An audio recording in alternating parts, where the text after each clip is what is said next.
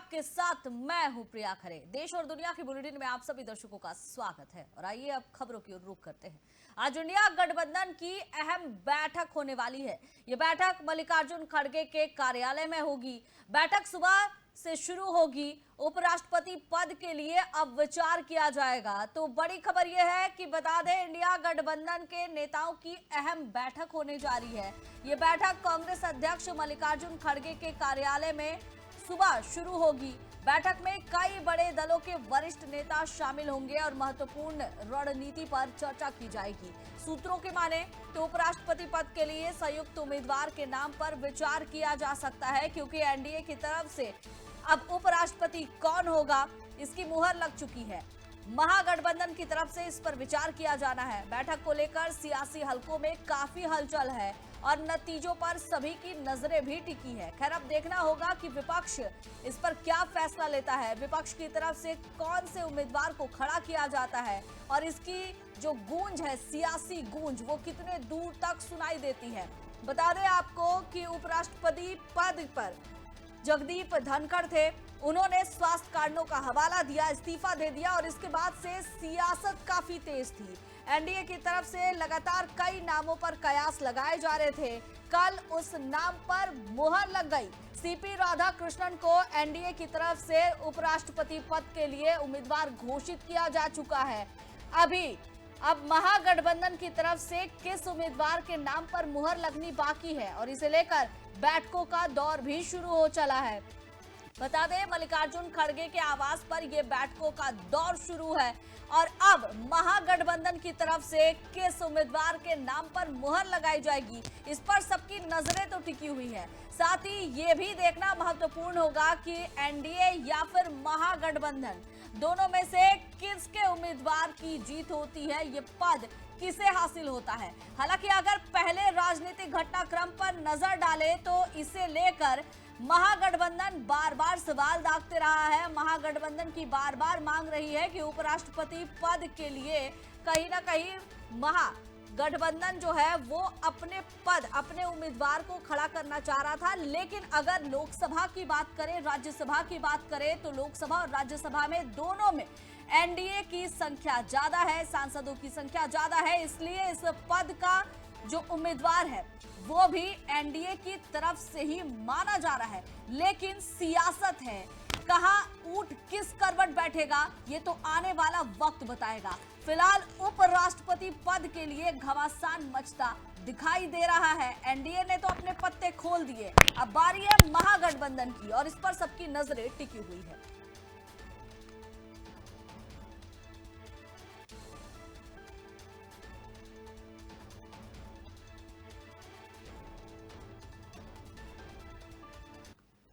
चीन के विदेश मंत्री 2 दिन की भारत यात्रा पर है।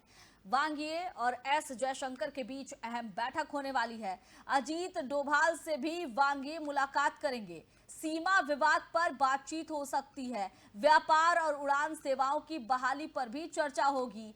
वांग यी आज मुलाकात करने वाले हैं। प्रधानमंत्री नरेंद्र मोदी से भी मुलाकात होगी। भारत चीन रिश्तों में सुधार की संभावनाएं बताई जा रही है। कूटनीतिक स्तर पर भी बातचीत की तैयारी चल रही है। तो चीनी विदेश मंत्री 2 दिवसीय दौरे पर भारत में है, जहां दोनों देशों के बीच व्यापार से लेकर कई आर्थिक मामलों में बातचीत की संभावना जताई जा रही है। प्रधानमंत्री नरेंद्र मोदी से भी विदेश मंत्री मिलेंगे और इस दौरान जो है कई मुद्दों पर बातचीत होगी। तो बड़ी खबर आपको बता रहे हैं कि आज विदेश मंत्री जो है वो 2 दिवसीय दौरे पर भारत में है और इस दौरान कई आर्थिक, राजनीतिक से लेकर दोनों देशों के बीचों के जो आर्थिक सुधार के मामले हैं उस पर बातचीत होगी।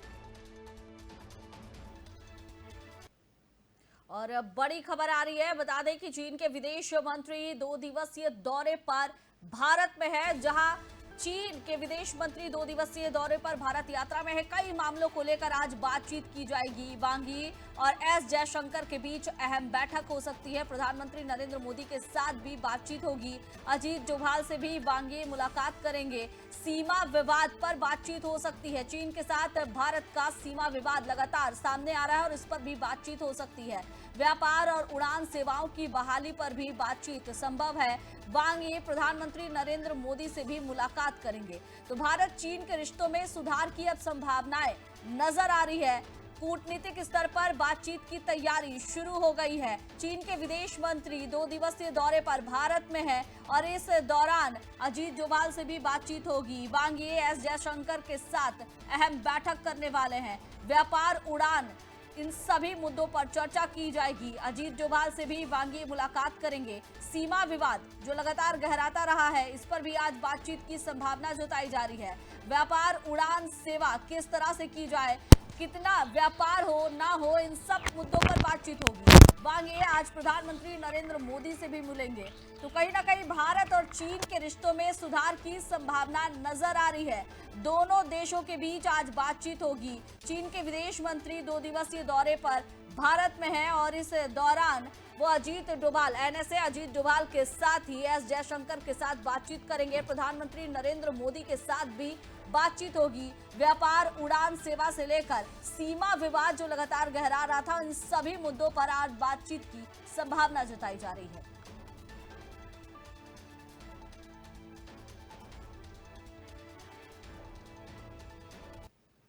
और बड़ी खबर, डीपीएस स्कूल को बम से उड़ाने की धमकी मिली है। अधिकारियों ने कैंपस को खाली कराया। जानकारी मिलते ही सर्च ऑपरेशन जारी किया गया। मौके पर बम निरोधक टीम पहुंची। पुलिस ने तुरंत ही हालात का जायजा लिया।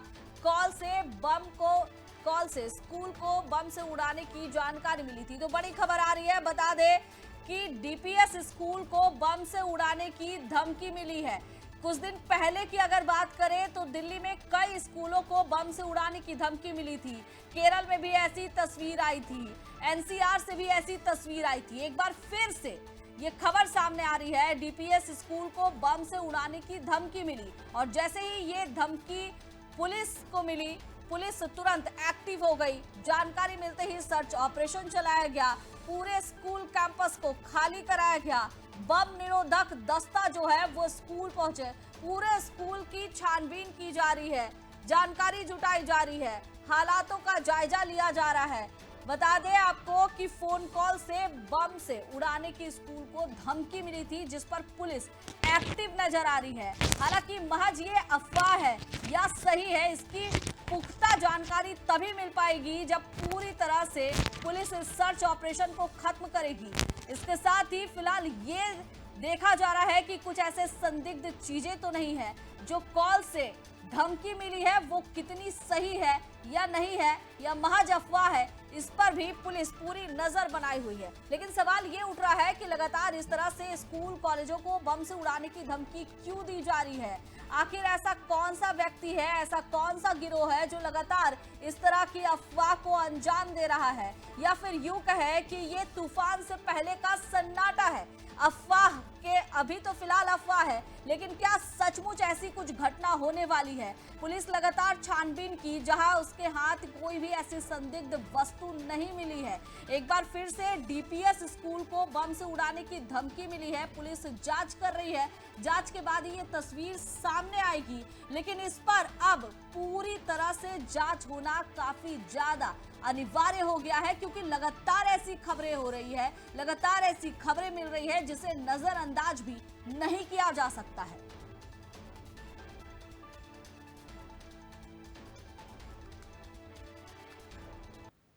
और और हरियाणा के मुख्यमंत्री नायब सिंह सैनी ने कांग्रेस पार्टी पर जोरदार हमला बोला है।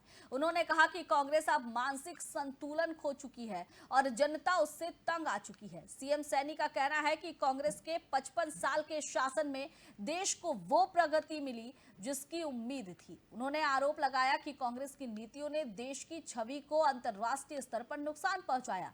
सैनी ने कहा कि प्रधानमंत्री नरेंद्र मोदी ने भारत का खोया हुआ गौरव और सम्मान वापस दिलवाया है। उन्होंने दावा यह भी किया कि यही बात कांग्रेस को सबसे ज्यादा चुभ रही है और वो बौखलाहट में अनाप शनाप बयानबाजियां कर रही है।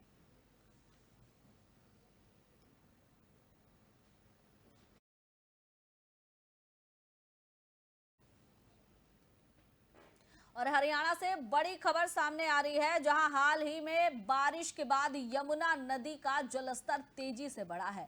सिंचाई विभाग के कार्यकारी अभियंता विजय गर्ग ने जानकारी दी कि नदी में 1.78 लाख क्यूसेक पानी आया, जो इस मौसम का अब तक का सबसे ज्यादा जलस्तर है। यमुना नगर में यमुना नदी का जलस्तर लगातार बढ़ रहा है, जिससे प्रशासन सतर्क हो गई है और स्थिति को देखते हुए हथनी कुंड बैराज के सभी 18 गेट खोल दिए गए हैं ताकि पानी का दबाव कम किया जा सके।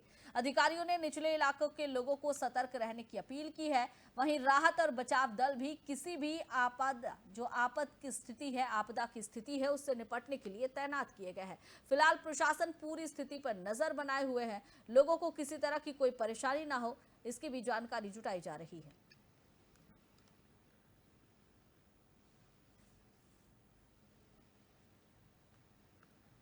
और बिहार से एक अहम राजनीतिक खबर सामने आ रही है। लोकसभा में कांग्रेस के नेता राहुल गांधी और राजद नेता तेजस्वी यादव आज एक साथ नजर आए।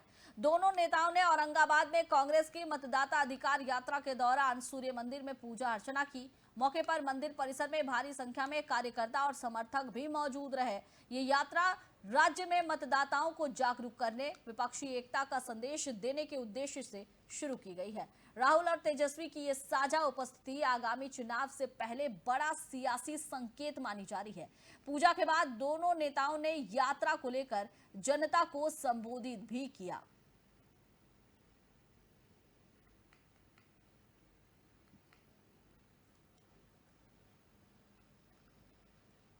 जम्मू कश्मीर के कठुआ से इस वक्त की बड़ी खबर सामने आ रही है, जहां बादल फटने से भारी तबाही मची है। कठुआ के आईटीआई रोड इलाके में नदियां और नाले उफान पर है, जिससे कई घरों में पानी भी घुस गया है। पानी का बहाव इतना तेज था कि सड़क पूरी तरह से बह गई। सड़क किनारे खड़ी गाड़ियां बहकर दूर जा पहुंची। स्थानीय लोगों का कहना है कि सब कुछ इतनी तेजी से हुआ कि उन्हें संभलने तक का मौका नहीं मिला। वहीं राहत और बचाव के लिए भारतीय सेना ने मोर्चा संभाल लिया है। करीबन 150 जवान मौके पर तैनात किए गए हैं। सर्च ऑपरेशन के लिए वायुसेना के हेलीकॉप्टर भी तैनात कर दिए गए हैं ताकि फंसे लोगों को सुरक्षित बाहर निकाला जा सके। इस बीच जम्मू कश्मीर के परिवहन मंत्री सतीश शर्मा जीएमसी कठुआ पहुंचकर घायलों का हालचाल लेने पहुंचे। स्थानीय लोग भगवान से इस आपदा के जल्द समाप्त होने की प्रार्थना कर रहे हैं। कठुआ की ये तस्वीर आपको दिखा रहे हैं, जहां पर बादल फटने से किस तरह से तबाही मची हुई है, ये आप तस्वीर के जरिए देख सकते हैं। राहत और बचाव कार्य लगातार जारी है। भारतीय सेना ने फिलहाल मोर्चा संभाल लिया है। तो कठुआ में बादल फटा है और बादल फटने से भारी तबाही मच रही है। नदियां और नाले उफान पर नजर आ रहे हैं। लोगों से घर पर जो लोग सुरक्षित हैं उन्हें घर पर ही रहने की सलाह दी जा रही है। साथ ही सेना ने अब मोर्चा संभाल लिया है। जो लोग फंसे हुए हैं उन्हें सुरक्षित स्थानों पर निकाला जा रहा है। केंद्र सरकार इस पूरे मामले पर नजर बनाए हुए है। कल ही गृह मंत्री अमित शाह ने राज्यपाल और मुख्यमंत्री से बातचीत की थी। लोगों से भी अपील की जा रही है कि अगर वो सुरक्षित स्थानों पर है तो वहीं बने रहे। साथ ही जो लोग फंसे हैं उन्हें सुरक्षित जगहों पर निकालने के लिए कवायद तेज कर दी गई है। सेना लगातार राहत और बचाव कार्य संभाल रही है। एनडीआरएफ, एसडीआरएफ की टीम भी इस दौरान मौजूद है। नदी और नाले उफान पर नजर आ रहे हैं। सड़क पर पानी जो है वो भरा हुआ है, यानी सड़कें नजर नहीं आ रही है। सभी जगह पानी ही पानी नजर आ रहा है। जिधर भी आप नजर घुमाएं उस जगह जो तस्वीर नजर आ रही है वो काफी भयावह है। लोग इस दौरान फंसे हुए नजर आ रहे हैं, जिन्हें बचाव के लिए सेना वहां मौजूद है। एनडीआरएफ, एसडीआरएफ की टीम मौजूद है। लोगों को बचाया जा रहा है, रेस्क्यू किया जा रहा है, निकाला जा रहा है। लगातार लोगों से अपील की जा रही है कि अगर वो सुरक्षित स्थानों पर है तो वहीं बने रहें। राहत और बचाव कार्य तेजी से जारी है।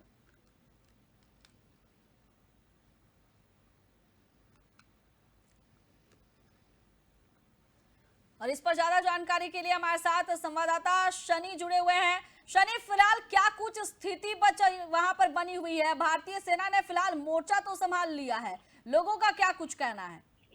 जी प्रिया, आपको बता दें कि कठुआ के जोट घाटी इलाके में जो बादल फटने की घटना जो सामने आई है, उसमें 10 से 12 घर जो मलबे के चपेट में आए हुए हैं। वहीं 5 से 6 लोग जो हैं वो आहत हुए हैं। 11 लोग घायल हुए हैं, जिनमें से 5 से 6 लोग जो हैं वो मिलिट्री हॉस्पिटल पठानकोट में उन्हें ले जाया गया है। सनी, इसके साथ ही जिस तरह से तस्वीर नजर आई, बादल फटा है, नदी नाले उफान पर है, कई जगहों का संपर्क टूट गया है, किस तरह से रेस्क्यू ऑपरेशन चल रहा है? जी, मिलिट्री, आर्मी, एनडीआरएफ और एसडीआरएफ की तरफ से वहां पर रेस्क्यू ऑपरेशन जारी है। आर्मी की मदद से लोगों को वहां से निकाला जा रहा है और सुरक्षित जगहों पर लोगों को भेजा जा रहा है। वहीं आपको बता दें कि स्कूल भी कठुआ में आज प्रशासन की तरफ से बंद कर दिए गए हैं। सनी, कल गृह मंत्री अमित शाह ने राज्यपाल और मुख्यमंत्री से बातचीत की थी। बातचीत के बाद क्या कुछ कार्य में तेजी आया है? जी बिल्कुल, वहां पर स्थानीय जो नेता हैं वो इसी के साथ साथ जो एनजीओ हैं वहां पर लोगों की मदद में जुटे हुए हैं। सनी, लोगों का क्या कहना है? क्योंकि बादल फटे, ये प्राकृतिक आपदा इसे कहा जा सकता है, क्योंकि लोग इसके लिए तैयार नहीं थे। अचानक से बादल फटा, उसके बाद की ये तस्वीर नजर आई। जो चश्मदीद है उनका क्या कुछ कहना है? प्रिया, आपको बता दें कि बात की जाए कठुआ शहर में भी जो नदियां नाले हैं वो उफान पर हैं। कठुआ शहर में भी पानी भर गया था, सड़कें बह गई थी, गाड़ियां जो है वो पानी की, लोगों के घरों में पानी भर गया था। वहीं लोगों का कहना है कि जल्द इस आपदा से छुटकारा पाने के लिए, वहीं आपको बता दें प्रशासन जो है वो संभव लोगों की मदद जो है वो यहाँ पर कर रहा है। लोगों से अपील की गई है कि अगले 24 से 36 घंटे का जो अलर्ट है उसमें लोग अपने घरों पर ही रहें, सुरक्षित जगहों पर रहें। सनी, क्या जानमाल का नुकसान हुआ है? जी बिल्कुल, बताया जा रहा है कि इसमें 5 से 6 लोग जो हैं उनके मारे जाने की खबर सामने आई है। मुख्यमंत्री का सनी क्या कुछ कहना है?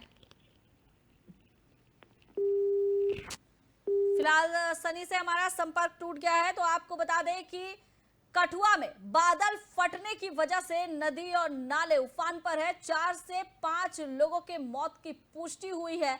भारी तबाही का मंजर साफ तौर पर दिखाई दे रहा है। जो लोग फंसे हुए हैं उन्हें जल्द से जल्द सुरक्षित स्थानों पर निकालने की कवायद शुरू कर दी गई है। अब सेना ने मोर्चा संभाल लिया है। ये तस्वीर देखकर आप समझ सकते हैं कि स्थिति क्या कुछ नजर आ रही है। अचानक से बादल फटने के बाद स्थिति काफी भयावह हो गई है। लोग फंसे हुए हैं सुरक्षित स्थानों पर, उन्हें बाहर निकालने की कवायद शुरू कर दी है। इससे पहले ही जैसे ही ये खबर सामने आई थी, गृह मंत्री अमित शाह ने उपराज्यपाल और मुख्यमंत्री से बात की थी, हर संभव सहायता देने का आश्वासन दिया था। लोगों से भी अपील की जा रही है कि जो लोग सुरक्षित जगहों पर अगर हैं तो वहीं बने रहें, और जो लोग फंसे हुए हैं उन्हें जल्द से जल्द रेस्क्यू किया जा रहा है।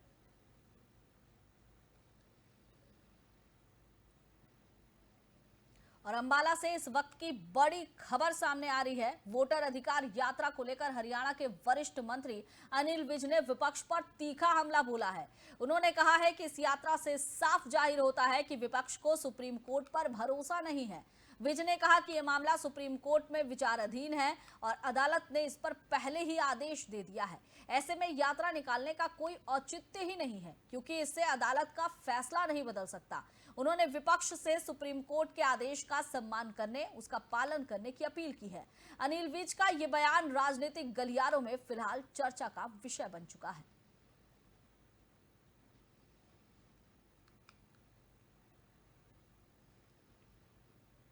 और महाराष्ट्र से एक खबर सामने आ रही है। राज्य के उप मुख्यमंत्री एकनाथ शिंदे ने एनडीए की ओर से उपराष्ट्रपति पद के उम्मीदवार के तौर पर महाराष्ट्र के राज्यपाल सीपी राधाकृष्णन के नाम की घोषणा का स्वागत किया है। उन्होंने प्रधानमंत्री नरेंद्र मोदी का धन्यवाद करते हुए राधाकृष्णन को ढेरों शुभकामनाएं दी है। शिंदे ने कहा कि एनडीए गठबंधन का हिस्सा होने के नाते शिवसेना उन्हें पूरा समर्थन और सहयोग देगी। उन्होंने उम्मीद जताई है कि राधाकृष्णन को बड़ी जीत मिलेगी। शिंदे का मानना है कि महाराष्ट्र के राज्यपाल के तौर पर राधाकृष्णन को जो प्रशासनिक अनुभव मिला है उसका लाभ पूरे देश को मिलेगा। ये बयान उपराष्ट्रपति चुनाव को लेकर एनडीए की एकजुटता समर्थन को और भी स्पष्ट करता है।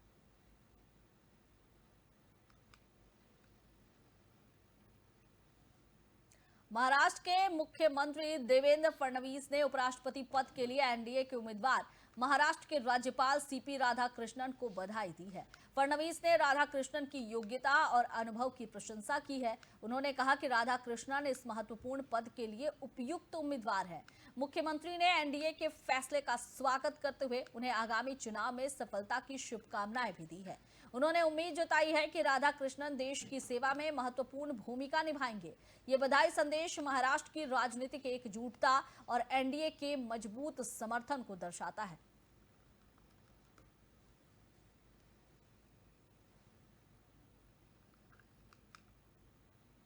और फिलहाल इस बुलेटिन में बस इतना ही। आप देखते रहिए 4 टीवी। नमस्कार।